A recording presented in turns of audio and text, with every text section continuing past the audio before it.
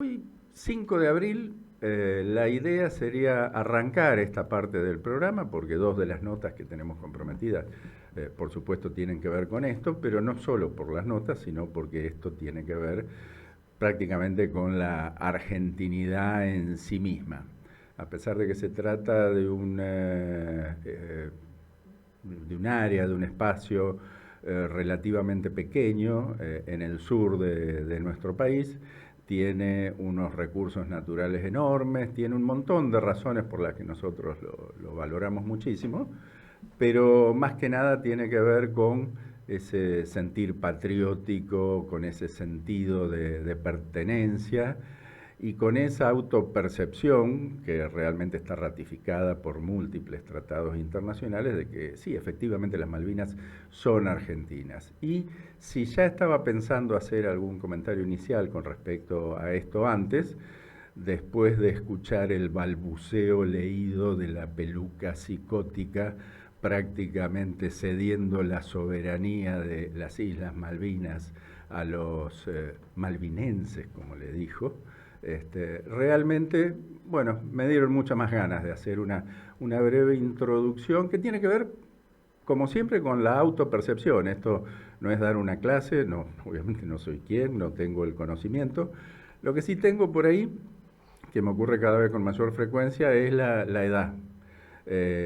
Cada vez me pasa más seguido que en la mesa o en el grupo soy el más viejo, y esto tiene que ver con los dolores del cuerpo, pero también tiene que ver con las experiencias, que algunos las experiencias las tienen por contadas, y en algunos casos, obviamente yo no estuve en 1833 cuando los ingleses expulsaron al gobernador Burnet de las islas, pero en muchos casos sí de haberlas vivido. Y bueno, estos días me puse a pensar de dónde viene ese sentimiento de despojo, con el que, yo no digo todos, evidentemente no todos, pero con el que la mayoría de los argentinos identificamos un tema, definámoslo como mínimo doloroso, como doloroso. Bueno, y haciendo un poco de memoria, en el año 66, seguramente yo en la escuela había tenido ya algo en la primaria, digamos. Yo soy de la época de primero inicial y primero superior. En esa época se llamaban así los grados iniciales en la escuela. Ya habíamos tenido alguna referencia al tema de las Malvinas porque claramente era un tema recurrente. Hay una larguísima historia y cualquiera puede recurrir a ella a partir de distintas fuentes. Pero sí, en el año 66 yo tenía 10 años y me acuerdo que así chiquito, como era en esa época, me había llamado mucho la atención una noticia que circuló y que obviamente yo no era de sentarme a leer los diarios, aunque veía los títulos, pero sí escuchaba las conversaciones de los mayores. Yo nadaba en regatas en esa época, así que lo escuchaba al Fato Consuegra, nuestro entrenador de aquellos tiempos, hablar de esta cuestión y de esta sensación de patriotismo recientemente despertado a partir de lo que fue el Plan Cóndor bueno, digamos. Después hubo otro terrible, que tuvo que ver con ese acuerdo entre distintos países latinoamericanos, y que tenía que ver justamente con secuestros, desapariciones, y una violencia institucional que después terminó derivando en otras cuestiones. Ese Plan Cóndor, ahora creo que se puede ver, no sé si está en Netflix, hay una película que tiene que ver con este grupo de chicos, digámosle, porque en aquella época para mí era el comandante, era una persona muy grande, el comandante de este grupo improvisado, donde había gremialistas, donde en una época donde el gobierno de Onganía llevaba 3 meses nada más, así que esto fue una incomodidad, digámosle, terrible para el gobierno que quería congraciarse fundamentalmente con el hemisferio norte. Bueno, el comandante de este grupo de tareas que secuestra un avión de Aerolíneas Argentinas que iba de Buenos Aires a Río Gallegos, si no me equivoco, en una locura, la verdad. Habían entrado con armas al avión en una época donde podía llevar hasta un tanque arriba del avión. Y bueno, producen este secuestro y obligan al piloto del avión a dirigirse hacia las Islas Malvinas, en una época donde no había comunicación, tenía que hacer un ataque por sorpresa. Milagrosamente llegaron a las islas, aterrizaron, estuvieron 36 horas, fueron 36 horas de supuesta soberanía argentina en las islas, desplegando 7 banderas, y este muchacho que era el comandante, que era el más experimentado y el mayor, no recuerdo el nombre, tenía 28 años.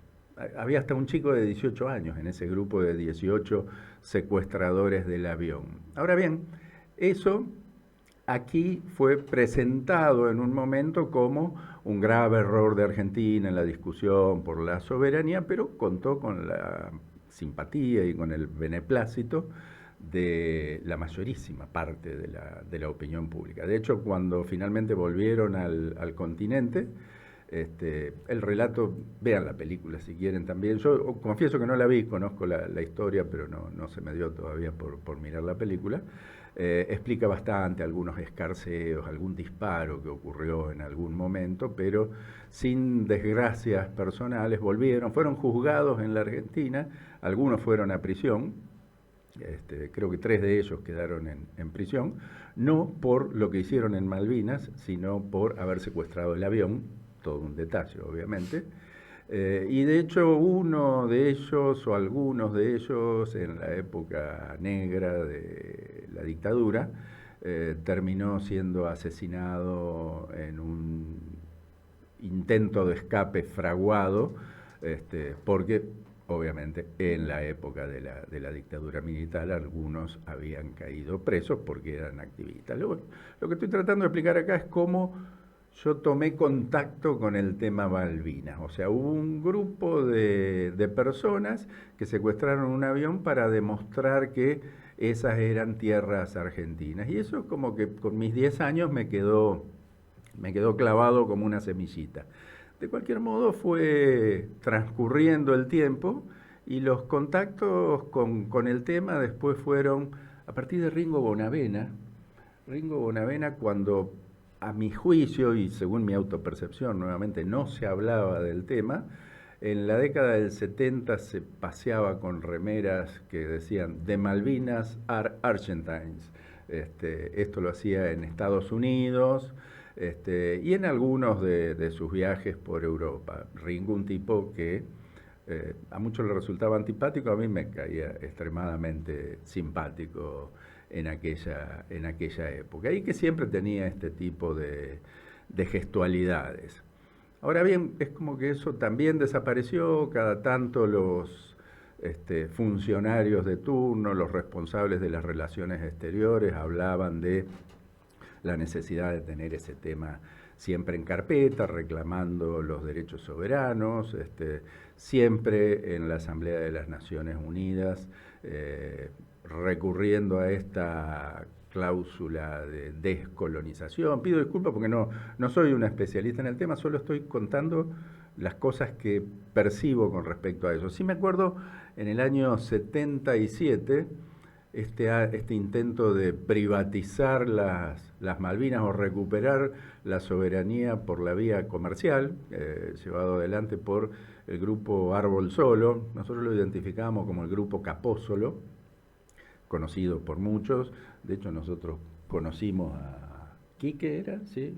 Que se había casado con Graciela Alfano. Era un grupo que en la década del 70 y durante también, digámoslo, el proceso militar, terminó siendo, por supuesto, que muy poderoso. Entonces, en ese momento hubo algunos intentos de comprar la Falklands Company, que era la empresa que poseía prácticamente la gran mayoría de todo el negocio de las islas, y que después, por algunas filtraciones que algunos le atribuyen a Bernardo Neustadt, un periodista muy conocido por aquellos tiempos, esta operación comercial terminó colapsando. No sin que antes, según cuenta la leyenda, el mismo Capósolo haya tenido algunas reuniones con los ingleses que querían vender esa parte de las islas. No resignar la soberanía, pero sí vender la parte comercial de las islas, porque llegó a reunirse, cuenta la leyenda, con una tal Margaret Thatcher, no sé si le suena, que todavía no era primer ministro, de hecho todavía gobernaban los laboristas, pero se estimaba que iban a ganar los conservadores, y terminaron teniendo reuniones con ella, que estaba encantada de que este grupo compre las islas, porque la verdad que le salía caro mantenerla, o sea, se ahorraban unos cuantos pesos, pero de ninguna manera resignaban la soberanía. También cuenta la leyenda que por ahí en los primeros tiempos del último gobierno de Perón fue Emilio Macera a ofrecerle a Perón un proyecto para recuperar de manera expedita las Islas Malvinas. Es un proyecto que luego se refritó y terminó en lo que fue la recuperación de las Malvinas aquel 2 de abril, ¿no? Pero ese proyecto que le presentó Macera en el año, tiene que haber sido 74, 75, otra vez cuenta la leyenda, fue automáticamente despachado por Perón, que le dijo: si tomamos las islas en 24 horas nos sacan por teléfono. Así que en realidad Perón tenía en claro que el procedimiento debería haber sido muy otro, que de hecho es el que siguió su gobierno. Después vino lo que vino, el gobierno militar terrible, esa dictadura opresiva, esa sensación de bienestar económico que hubo con esa apertura de importaciones en la época de la plata dulce. Me está sonando bastante, ¿no? Yo creo que no estamos muy lejos comparativamente de exactamente ese momento, que obviamente, como suele ocurrir con estos experimentos ultraliberales, comenzó a colapsar y terminó ocurriendo esa manifestación enorme en la Plaza de Mayo en contra del gobierno, que ya, viendo cómo venía esto, tenía planificada esta recuperación, entre comillemos, de las Islas Malvinas. Según dicen, el plan original era un poco aquel plan Cóndor más sofisticado, ¿no? Entrar, tocar, poner las banderas, dejar un destacamento mínimo y la fuerza de tareas volver al continente. Pero este general tan afecto a la bebida que gobernaba en ese momento se envalentonó con la situación y se envalentonó también un poco con nosotros, con el entusiasmo de la ciudadanía y con esa plaza que 6 días después de aquellas manifestaciones pidiendo que el gobierno se vaya, aplaudía al gobierno. De hecho, acá hablo de autopercepciones y reconozco lo mío. Yo no es que aplaudía, pero recordando aquello del 66 y de aquel plan Cóndor, a mí me entusiasmaba la idea. Obviamente, nada que tenga que ver con la guerra me parecía bueno, pero el hecho de, bueno, estamos ahí, las recuperamos, siempre en primera persona, eso que tenemos los seres humanos en general, pero los argentinos en particular, ese entusiasmo terrible, ese ofenderte con el que no pensaba como vos, porque obviamente había mucha gente no tanta en realidad, que se oponía claramente o que pensaba que esto era una barrabasada. Mi suegro de entonces, un alemán del Graf Spee, me acuerdo que en aquel momento dijo: en 30 días lo sacan a patadas. Y el grupo nuestro, que éramos todos más o menos de la misma edad, léase clase 56, clase 57, los que no habíamos hecho la colimba, estábamos siguiendo muy atentamente el tema. Algunos con entusiasmo y otros realmente oponiéndose a esta cuestión. Pero digamos que son los menos. Acá lo veo a Mozo que está sacudiendo la cabeza, pero no va a ser la primera vez que Mozo es uno de los menos. Así que ella va a tener oportunidad de hablar con respecto al tema. Me acuerdo que teníamos un amigo en el grupo que era el que decía: pero ustedes están locos, ¿qué piensan que esto...?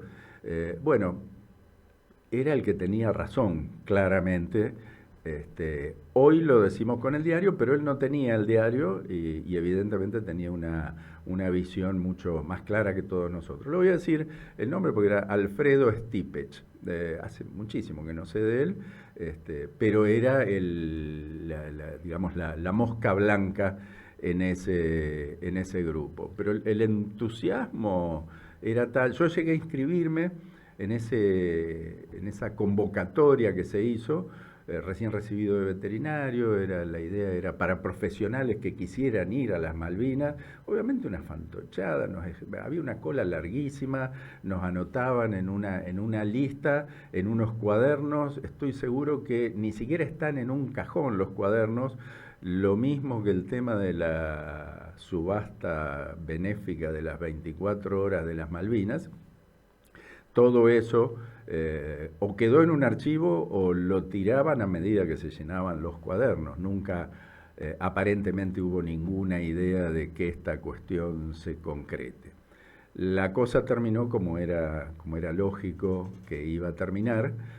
Hoy tenemos esta recordación y esta reparación obligada y merecida.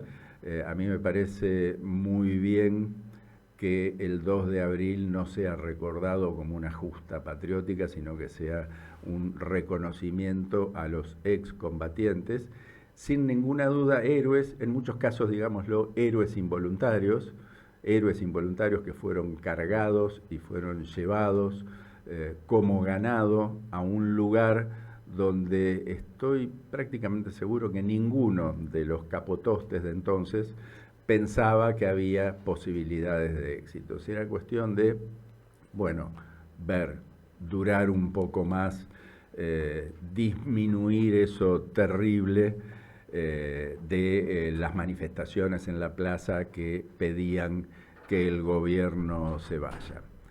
Hoy vamos a tener algunas notas que se relacionan a esta cuestión y quiero que en ese caso escuchemos también en primera persona la experiencia de quienes estuvieron en ese lugar, que no quisieron estar en ese lugar y terminaron estando allí. Y finalmente, una mención especial nuevamente a la peluca psicótica, porque está bien, en aquella época el entusiasmo supuesto de un pendejo, como era mi caso, podría llegar a ser excusable para ese lado. Para el otro lado, salir a reconocer él lo que ni el manual Los Teritos reconoce, leyendo cualquier mamarracho que le ponen enfrente, pensando más en ir a buscar su fotografía de groupie de Donald Trump a Estados Unidos que en el sufrimiento que esa justa implicó, realmente me parece vergonzoso. Nos vamos a el corte del programa y ya arrancamos con la opinión de los autopercibidos.